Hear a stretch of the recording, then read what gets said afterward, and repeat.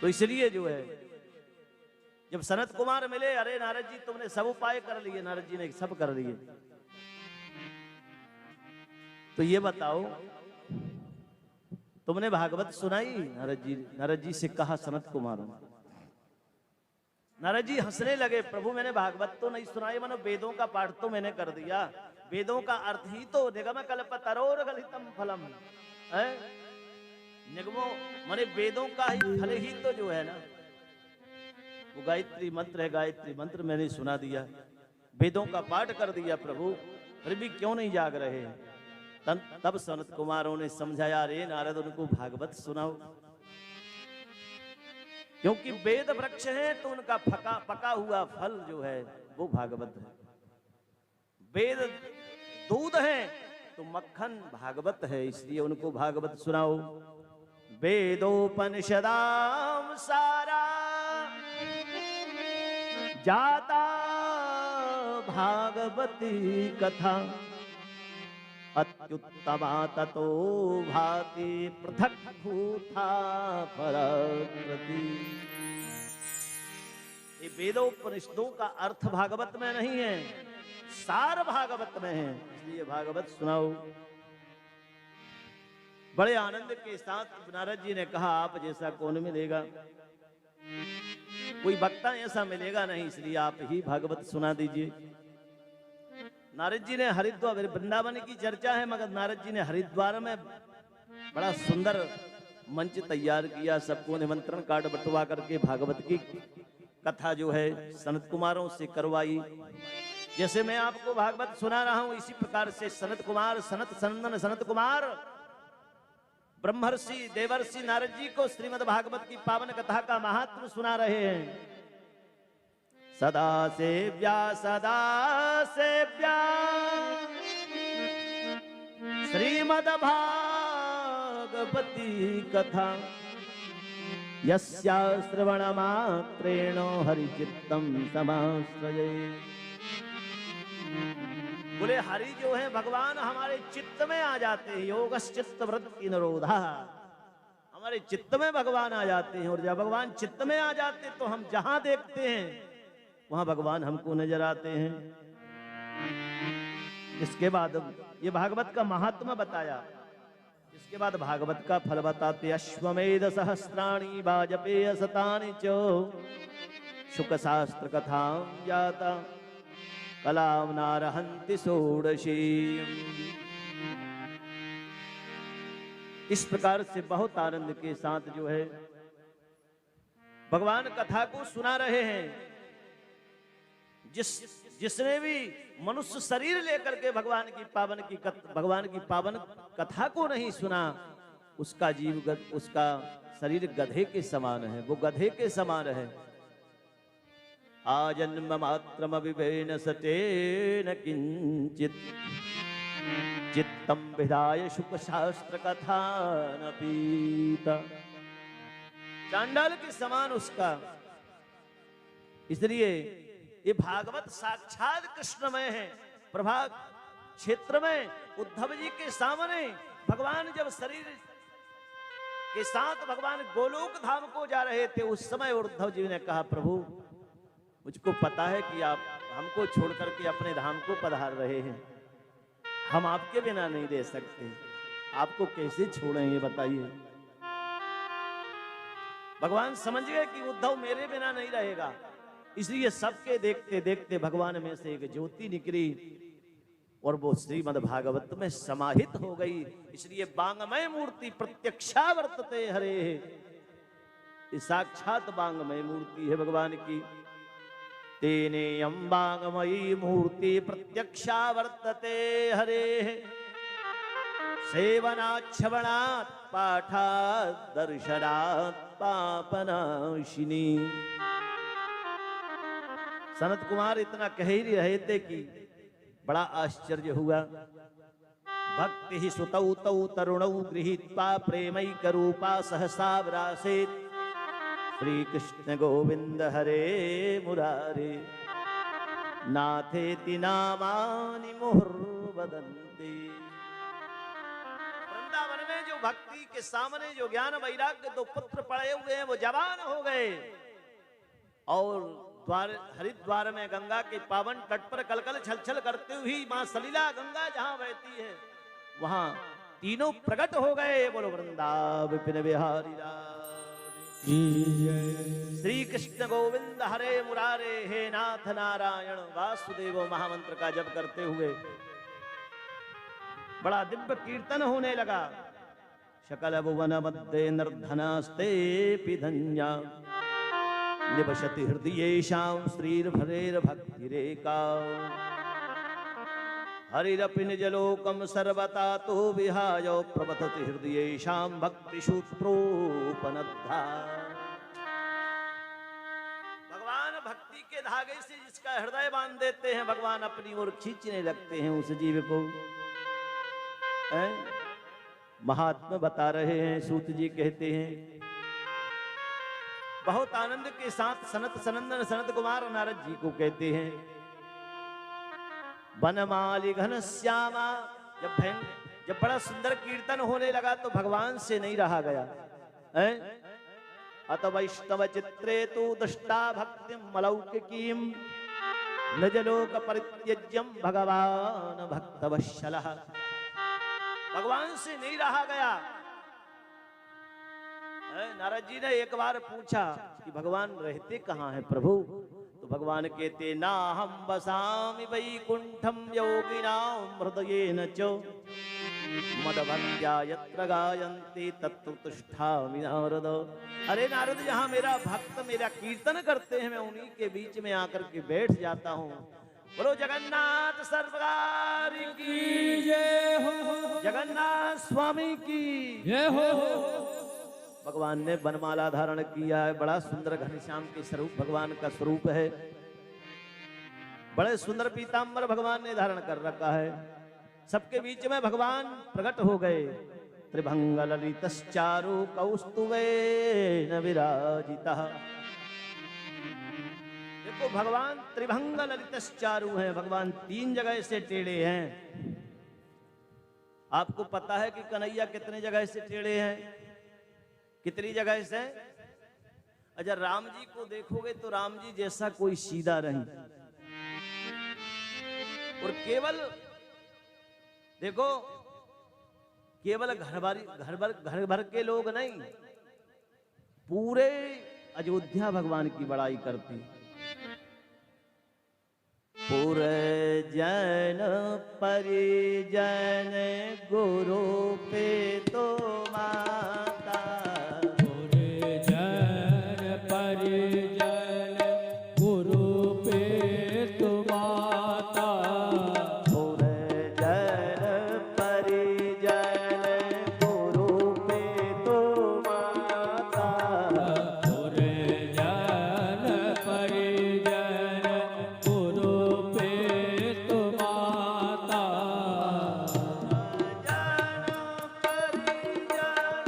गुरु पे तो माता। वो पूरे जन परिजन गुरु पे तो माता। गुरु पे तो माता। गुरु पे तो माता। राम स्वभाव सबहि सुख दाता। राम स्वभाव सबहि सुख दाता। और जन परिजन। भगवान राम इतने सुंदर हैं और इतने सरल हैं। पुरजन परिजन गुरु पितु माता। राम स्वभाव सभई सुख दाता। सबको सुख प्रदान करने वाला है। और भगवान कन्हैया का स्वभाव कैसा है? मैया डांटती है कि तू ऐसा काम क्यों करता है? भगवान ने कहा कैसा? बोले माखन की चोरी करता है। अरे 9 लख गऊ नंद बाबा की नवनित माखन हो। फिर भी चोरी करे श्याम तू लाज न आवे तो यारे माधव। ताली बजाते हुए साबोया मैं समझाऊं तो अरे कल की चोरी छोड़ कन्हैया मैं समझाऊं तो कन्हैया मैं समझाऊं तो मैं समझाऊं तो कन्हैया मैं समझाऊं तो जोड़ी माखन की मैं जोड़ कन्हैया मैं समझाऊं तो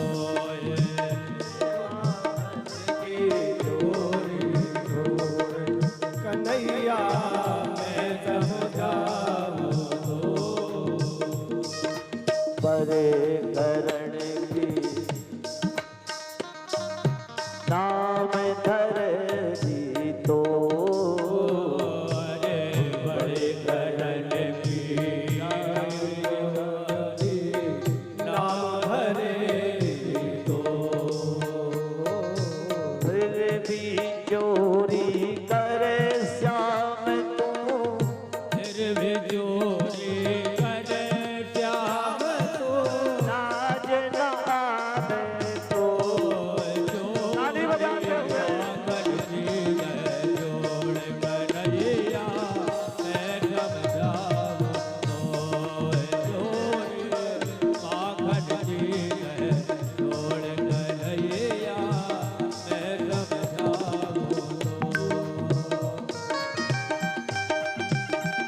माखन चोर भगवान की हो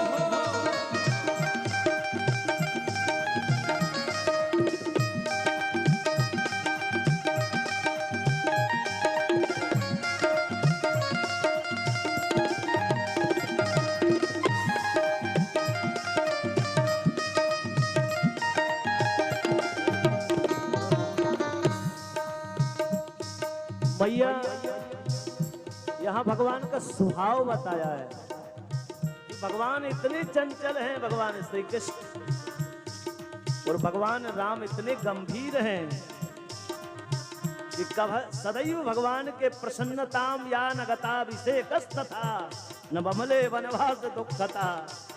वनवास भी जाते हैं तो उसी मुस्कान के साथ जाते हैं और राज्याभिषेक होता है भगवान का तो उसी स्थिति में भगवान बैठते हैं। तो इसलिए जो है राम कृष्ण दो एक हैं, अंतर नहीं इनमें सो। इनके नयन गंभीर हैं, उनके चपल भगवान जैसा कोई नहीं। कन्हैया तो कन्हैया ही ऐसा है। इसलिए त्रिभंग ललितश्चारु कौस्तुभेन विराजितः। भगवान कितनी जगह से टेढ़े हैं ठाकुर जी? हैं? कितनी? 3 जगह है ना? अच्छा, कई कह रही 5 जगह है।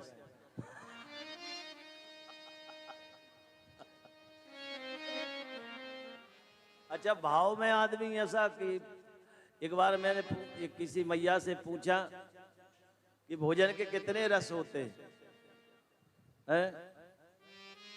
तो सोचा ना विचारा और कई 25। यार मैं भी बड़ा ये बोल गया, मैंने कहा हो सकता 25 तो मैंने तो नहीं सुने। अच्छा, मैंने कहा ठीक ठीक। हंसी आई मेरे को बड़े जोर। तो क्या है, भाव में आदमी ज्यादा दिमाग नहीं लगाता। भगवान 3 जगह से टेढ़े। भगवान त्रिभंग ललितश्चारु। भगवान जब मंद मंद मुरली को बजाते हैं तो भगवान की ग्रीवा टेढ़ी है। उसके बाद जो है भगवान की कमर टेढ़ी है। और उसके बाद भगवान का पैर टेढ़ा, एक पैर पर दूसरा पैर प्रभु रखे हैं, इसलिए त्रिभंग ललितस चारु। किसी ने भगवान से कहा कि प्रभु तुम इतने टेढ़े क्यों हो? भगवान ने कहा कि हमारे भक्त इतने सीधे हैं कि हमको टेढ़ा होना ही पड़ता। अच्छा, उनकी जितनी कुटिलता होती है ना हमारे भक्तों, वो हमको धारण करनी पड़ती है। तो कुटिलता का तो अपना एक स्वभाव होता है। जब बहुत सारी कुटिलता मेरे पास आ जाती है तो मैं टेढ़ा हो जाता हूं।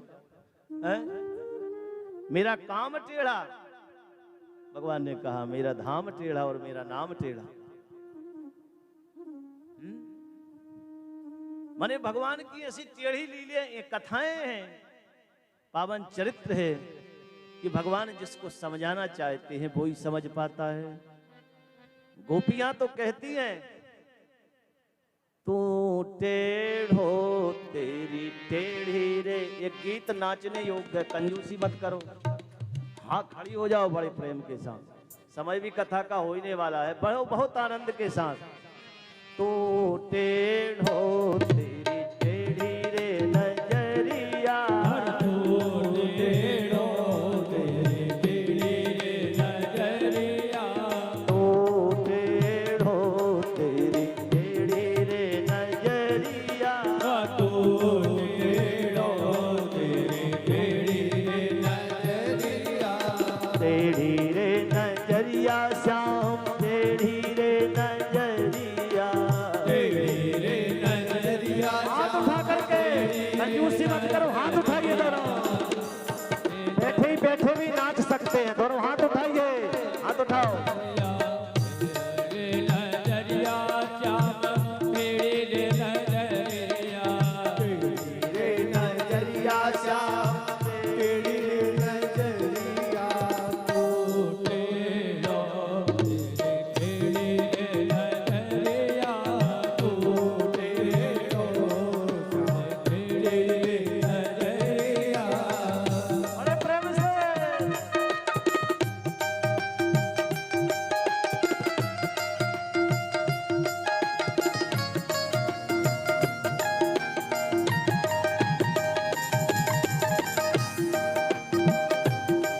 जगन्नाथ भगवान की हो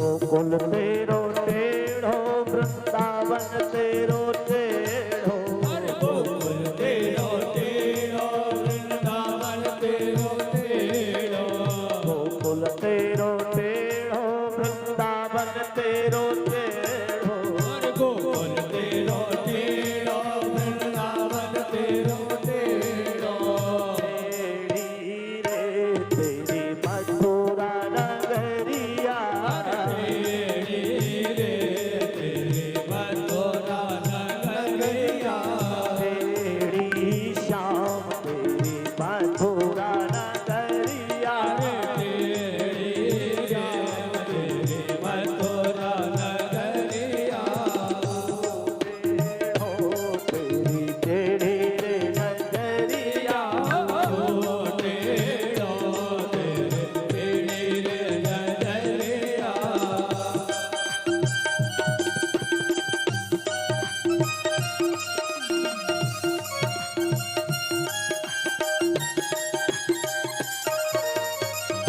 शंभो जगन्नाथ सरकार की।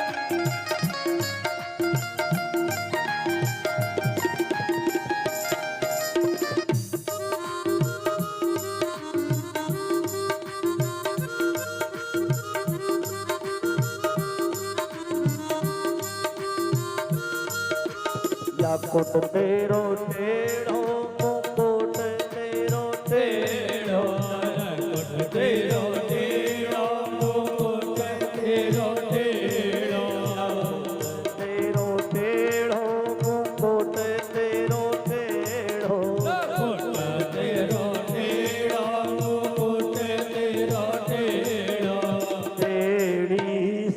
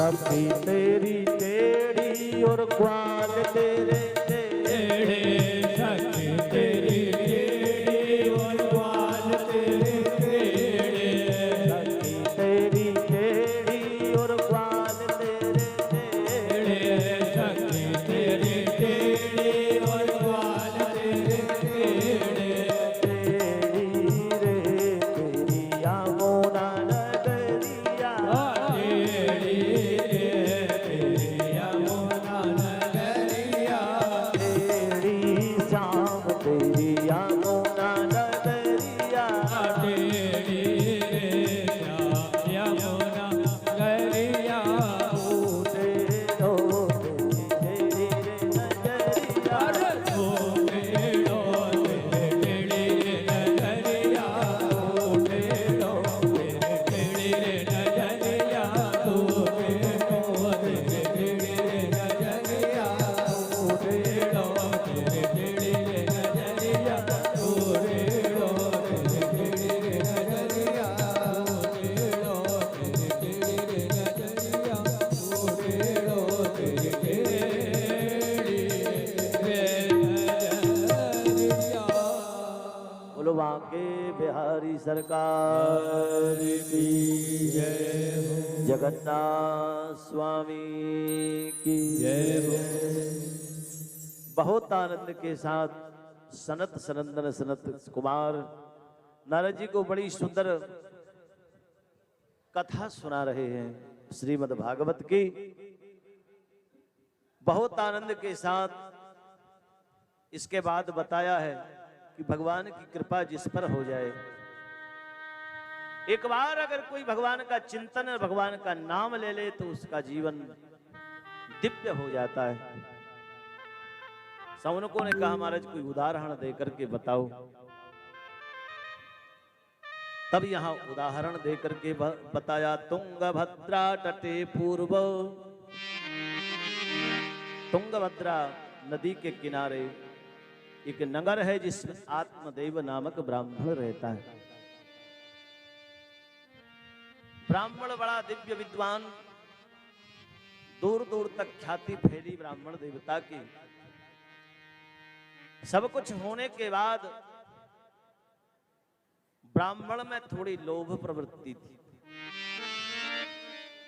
ब्राह्मण का जीवन बहुत अच्छा चल रहा था, मगर पत्नी ठीक नहीं थी। ब्राह्मण ने सोचा कोई बात नहीं, पत्नी ठीक नहीं है तो बच्चे तो अच्छे होंगे। मतलब वैसे ही स्थिति हुई, बच्चे भी ठीक नहीं, बहुत समय तक तो आगे संतान नहीं। ब्राह्मण का देव आत्मदेव और पत्नी का नाम धुंधली। धुंधली जो है वधु, बहुत समय तक संतान नहीं हुई। ब्राह्मण ने सोचा संतान अच्छी होगी, मगर संतान भी गैया पाली, वो बांझ हो गई। वृक्ष लगाया, वृक्ष में फल फूल नहीं आते हैं। ब्राह्मण का दुख दुखमय हो गया। ब्राह्मण ने सोचा कि मर जाना श्रेष्ठ है। मरने के लिए जंगल में गया, एक तालाब में कूद रहा था। उसी समय एक साधु आ गए, हाथ पकड़ा। पंडित जी क्या हो गया? ब्राह्मण देवता ने कहा कि मेरा जीवन दुखमय हो गया। मैंने सोचा कि चलो मेरी पत्नी ठीक नहीं है तो बच्चे अच्छे होंगे, मगर बहुत वर्षों हो गए मेरे कोई संतान नहीं। और जिसके आंगन में बच्चे किलकारी ना मांगे वो गृहस्थ धन्य नहीं होता है। इसलिए मैं समझता हूं, इसलिए मर जाना श्रेष्ठ है। साधु ने बहुत समझाया मगर माने नहीं ब्राह्मण देवता। तब साधु ने अपनी झोली में से एक फल निकाला, कहा अपनी पत्नी को खिलाना। एकादशी का व्रत करेगी, ओम नमो भगवते वासुदेवाय का जप करेगी, तुलसी की परिक्रमा करेगी। तो पंडित जी उसके कोख से एक बालक का जन्म होगा। वैसा तो तुम्हारे मैं भाग्य रेखा को देख रहा हूं। शृणु विप्रमया तेद्य प्रारब्धम तु विलोकितम, सप्त जन्म बधि चैव पुत्रो नैव च नैव च। 7 जन्मों तक तुम्हारी संतान नहीं। ब्राह्मण ने कहा अरे राम राम, फिर तो मैं और दुखी हो गया। मगर मैं फल दे रहा हूं, एकादशी का व्रत करेगी तुम्हारी पत्नी, ओम नमो भगवते वासुदेवाय का जप करेगी, तुलसी की परिक्रमा, ब्राह्मण गौ की सेवा करेगी, उसकी कोख से एक बालक का जन्म होगा। लाओ ये फल अपनी पत्नी को खिला देना। पंडित जी बहुत प्रसन्न हो गए, फल लेकर के घर आए, मगर दुष्टा पत्नी है, इसलिए जो है पंडित जी ने उसको दिया धुंधली को, मगर एवं कुतर्क योगेन न तत्फल नैव भक्षितम। उसने कुतर्क के द्वारा कि बताओ फल खाने से कोई बच्चे होते हैं क्या? ये तो पंडित जी हैं, कोई बात नहीं, सीधे सच्चे हैं। इसलिए जो है वो फल को नहीं खाया, गैया को दे दिया।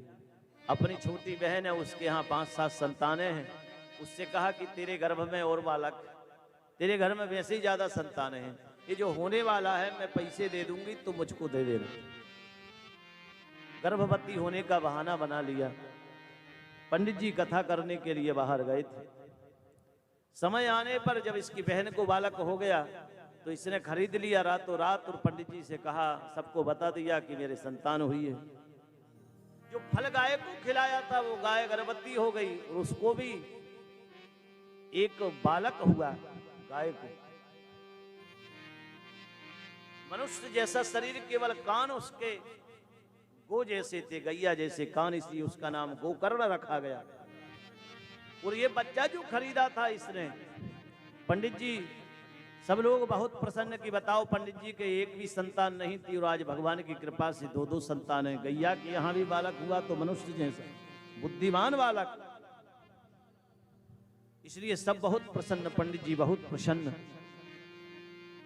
बच्चे थोड़े बड़े हो गए, और जब बड़े हो गए तो दोनों में लक्षण और विलक्षण दिखने लगा। जो गोकर्ण थे, जो साधु का दिया हुआ फल गैया से जो पैदा हुए, उनमें सद्गुणों, और जो खरीदा हुआ बालक था उसका नाम धुंधली ने धुंधकारी रखा। ये मेरा बालक है, इसलिए मैं इसका धुंधकारी नाम रखती हूँ। दोनों कियत काले न तऊ जातऊ तरणऊ तनया बुभऊ, गोकर्ण पंडितो ज्ञानी धुंधकारी महाखलः, स्नान शौच क्रियाहीनो। इतना भयंकर दुराचारी हुआ ये जो है धुंधकारी, कि बच्चों को काट लेते तो सिर पर पत्थर कुएं में ढकेलना, ऐसे दूषित कर्म करने लगा। बड़ा हो गया। गोकर्ण जी तो भगवान का भजन करते हैं, अपने पिताजी का जितना धन था मदरा पी ली उसने, जुआ खेल लिया, और पिताजी को मारने की धमकी देता है। इसलिए आत्मदेव जो ब्राह्मण है वो गोकर्ण जी के पास गए, जो गैया से पैदा हुए पुत्र गोकर्ण जी हैं।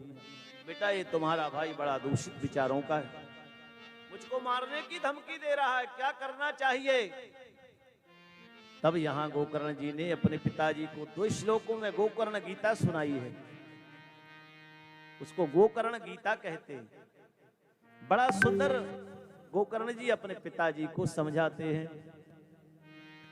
देहेस्तिमांसिरुदरेभिमतिं तजस्त्वं जाया सुतादिषु सदा ममतां विमुञ्चो,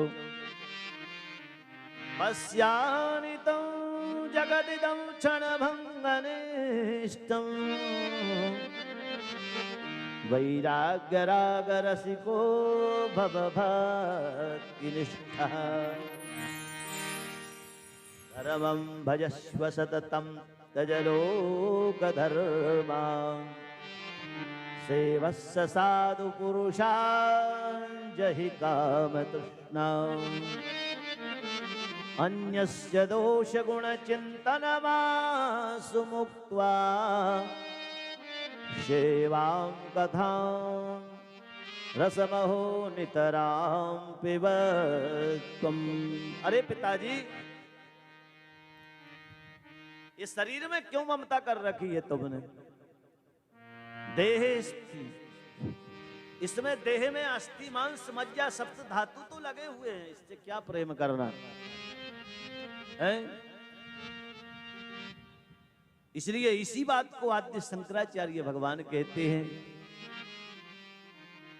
स्तन भरना विनिवेशम दृष्ट्वा मागामोहाभेशम एतन्मांसवसादि विकारं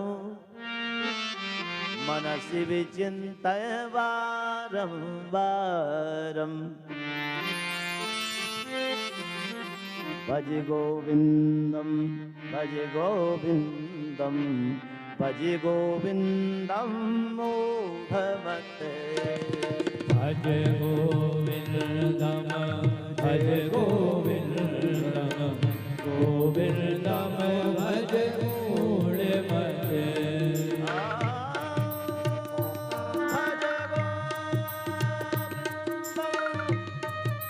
भज गोविन्दम मूढमते भज गोविन्दम भज मूढमते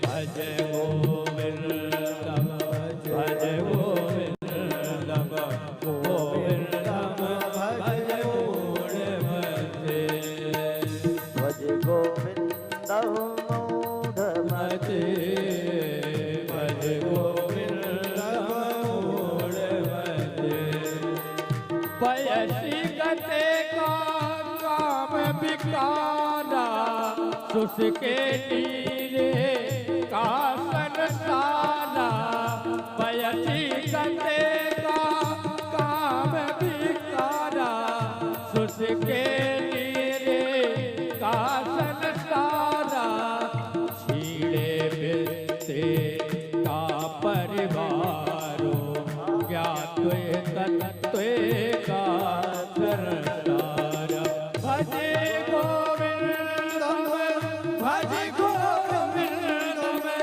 भज गोविन्दम मूढमते भज गोविन्दम भज गोविन्दम गोविन्दम भज मूढमते भज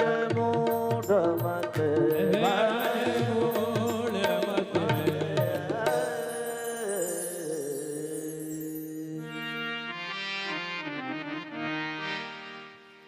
इस शरीर में अष्ट प्रकार की धातु है, इससे मोह न करें पिताजी।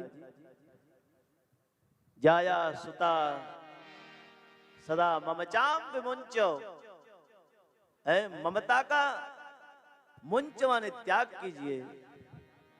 मन मरे माया मरे मर मर जाय शरीर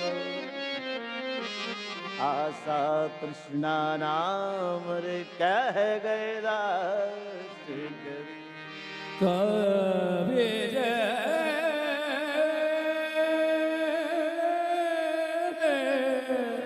कह गए दास कह गए दास कवि। ये शरीर बंधुओं इसी संसार का है ना, इसलिए शरीर पर विश्वास नहीं करना चाहिए, कब धोखा दे देगा। अच्छा, सबसे ज्यादा हम शरीर ही को अपना मानते हैं, जबकि शरीर हमारा है नहीं है? ये शरीर हमारा नहीं है, किसी का दिया हुआ है। कबहू कर करुणा नर दे, ये तो मेरे जगन्नाथ प्रभु ने कृपा की है आपको, ये मनुष्य शरीर प्राप्त हुआ है बंधुओं, और केवल भगवान को प्राप्त करने के लिए, जगन्नाथ प्रभु को प्राप्त करने के लिए। इसलिए पिताजी इस संसार में क्यों फंसे हो? धर्मम भजस्व सततम त्यजलोक धर्मान, त्यजलोक धर्माम है। इसलिए संसार के धर्मों को त्याग करके केवल एक धर्म होता है, भगवान का भजन करना है। इसलिए जो है सब गुणों को छोड़ करके केवल भगवान की कथा का रस का पान कीजिए, जीवन कृतकृत हो जाएगा। गोकर्ण जी ने सब त्याग करके भगवान का भजन करने लगे हैं। यहाँ धुंधली है, एक दिन धुंधली को मारने की चेष्टा की, धुंधकारी ने कुआं में जाकर के कूद गई, प्राणांत हो गया।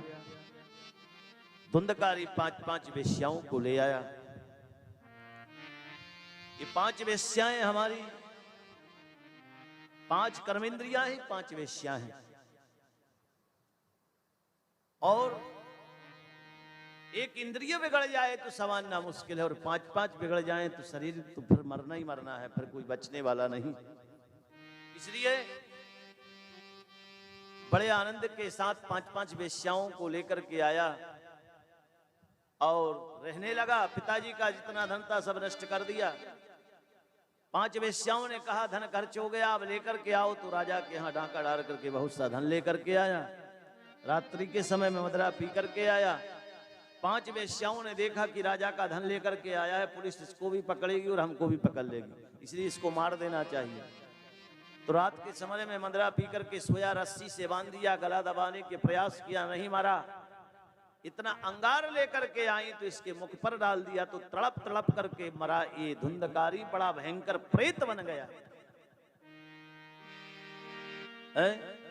देखो प्रेत माने क्या होता है। प्रेत इस शरीर है तो मनुष्य कहते हैं, जिसका जो शरीर है जैसे गाय का है तो हम गाय कहते हैं।